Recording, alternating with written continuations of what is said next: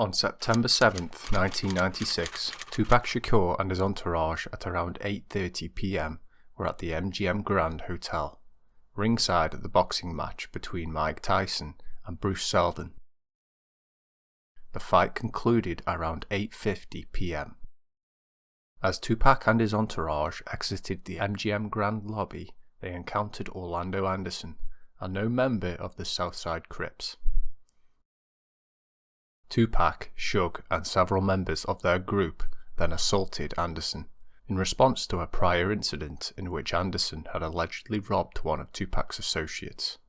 The fight was captured on MGM Grand security cameras.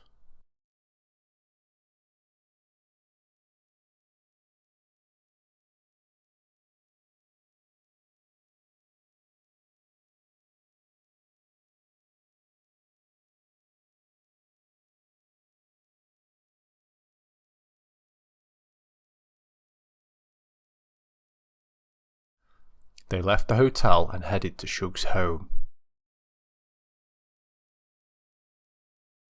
which was this property here at the time. They then left the property at around 10:45 p.m. Their intended destination was a club owned by Knight, Club 662. They were scheduled to perform there as an after-party following the Mike Tyson fight. It's not certain which exact route Tupac and Suge took before they arrived at the location where they were shot. If you look at where they were headed and compare it to where the shooting happened at this intersection here, they were approaching from the west. That raises the question, why didn't they just take the most direct route? Some speculate that they first went to the Strip, as celebrities often did, to meet someone or pick up girls to bring to the club. At 11:15 p.m. they reached the top of the Strip, turned right, and headed east down Flamingo Road.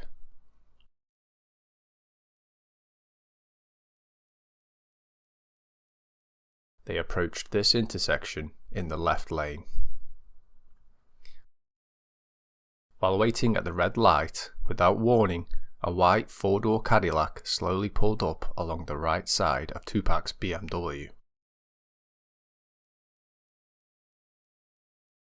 The rear passenger window was wound down and semi-automatic gunfire was shot at Tupac and Suge Knight. Tupac was hit multiple times, while Knight only suffered a graze to the back of his head. The Cadillac then sped off east down Flamingo Road.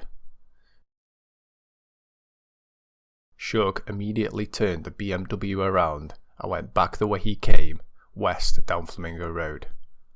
In doing so, he hit a curb and burst the tyres and dented the alloy wheels.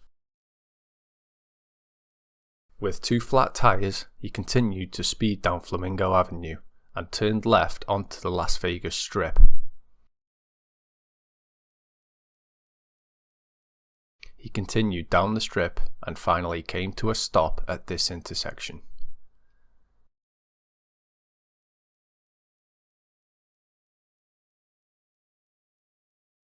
We can compare this location to a photo closer to the time of the shooting and see the area has completely changed.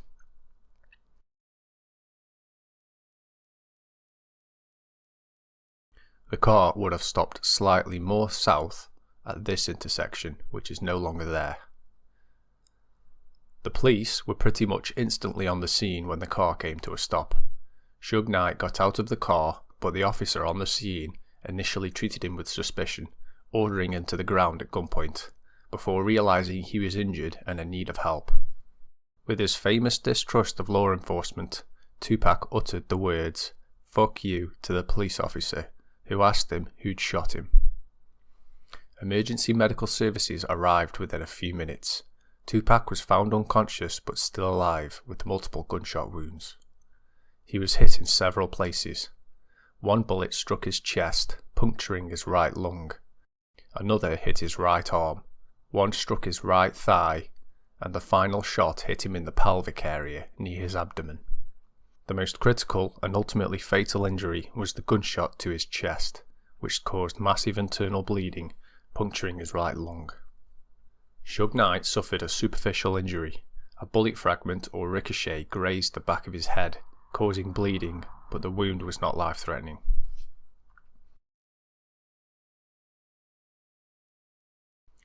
After the shooting, Tupac was placed in an ambulance and rushed to the UMC Trauma Center, located approximately 2 miles from the shooting site. He underwent emergency surgery upon arrival. Tupac was placed on life support in the hospital's ICU, where he remained unconscious for 5 days. Fearing for his safety, hospital security was reinforced, and only close family and friends were allowed to visit.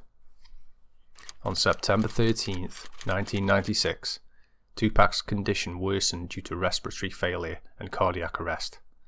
Despite doctors' efforts to revive him, he was pronounced dead at 4:03 p.m.